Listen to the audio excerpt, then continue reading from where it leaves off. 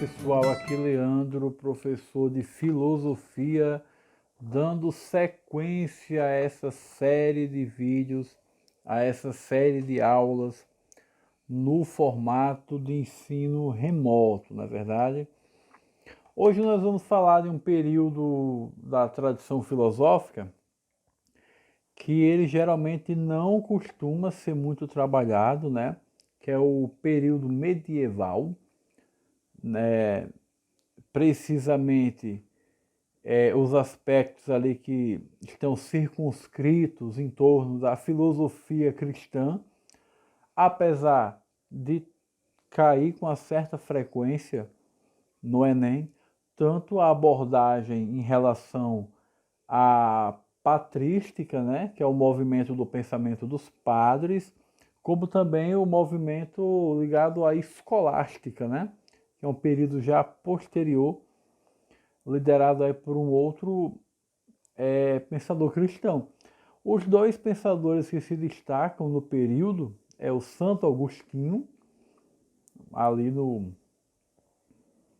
século IV, depois de Cristo, e o São Tomás de Aquino, bem mais à frente, né? Um considerado neoplatônico, porque vai fazer, de certa maneira, uma revisão do pensamento filosófico de Platão, e o outro, talvez um neo-aristotélico, né, que também faz essa releitura. Então observe que na realidade aqui tratam-se de releituras, né? O Agostinho uma releitura do Platão, ao passo que o Tomás de Aquino uma releitura do Aristóteles, né? Mas aí hoje, especificamente, vamos trabalhar um pouco o pensamento filosófico do Santo Agostinho, né? O que é que acontece?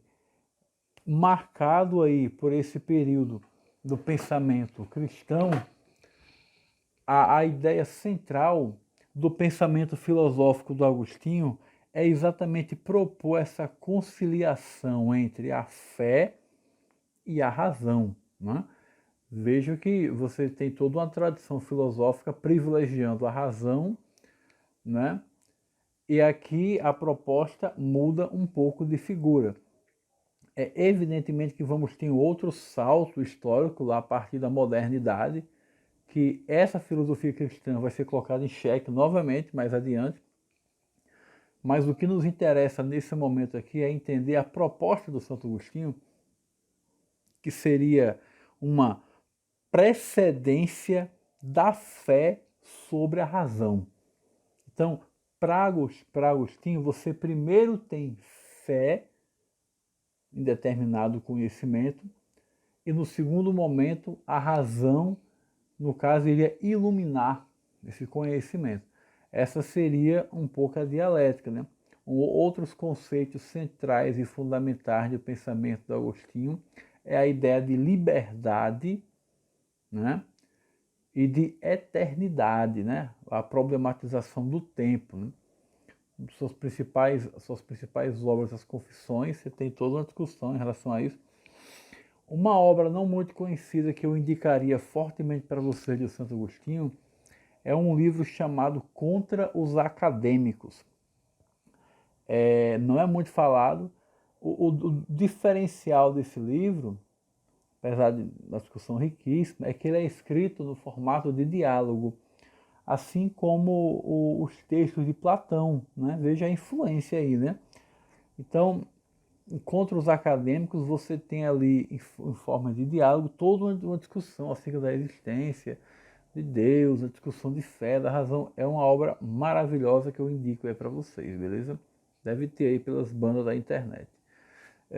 Gente, então aqui, Agostinho ele vai se destacar nessa perspectiva neoplatônica, nesse movimento da patrística, que é esse movimento da filosofia dos padres, né? Ele que era professor de retórica, uma pessoa muito intelectualizada. Observe, o Agostinho vai defender também, no caso, a supremacia do espírito sobre o corpo, né?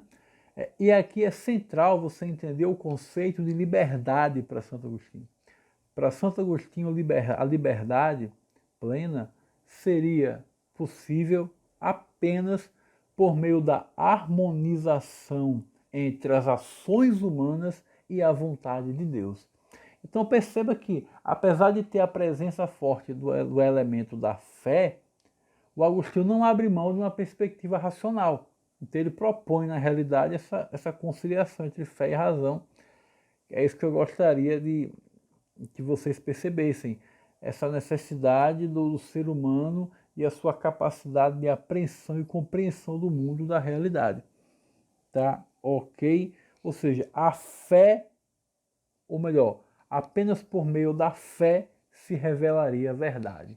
Né? Seria um pouco por aí. Vamos trabalhar aqui uma questão do Enem sobre o pensamento de Agostinho, uma questão bastante interessante, tá? Ela nem é muito simples, mas dá para a gente ver como é que ela costuma ser trabalhada. Tá aí na tela para vocês aí, vamos lá. Não é verdade que estão ainda cheios de velhice espiritual aqueles que nos dizem que fazia Deus antes de criar o céu e a terra. Se estava ocioso e nada realizava, dizem eles, por que não ficou sempre assim no decurso dos séculos, abstendo-se como antes de toda a ação?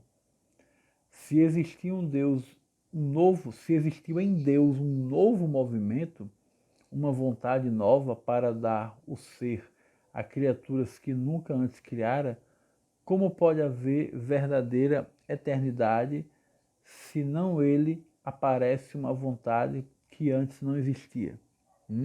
Pegaram a ideia do texto? Pergunta.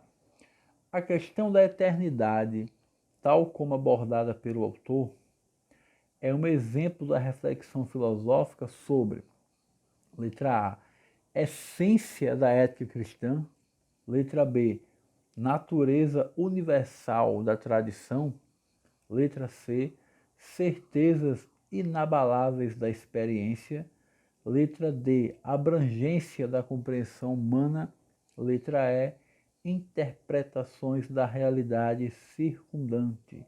Aí você vai ver que essa perspectiva da eternidade e a problemática colocada no texto faz referência aí, no caso, à abrangência da compreensão humana, né? Esse esforço racional que seria incompleto sem o elemento da fé, né? Que iria ajudar a iluminar essa percepção. Então, no caso, questão letra D, questão interessante, é bom ficar atento e, por favor, busque mais informações para se aprofundar no pensamento de Santo Agostinho, assim como a patrística. Ok, galera? Valeu, até a próxima.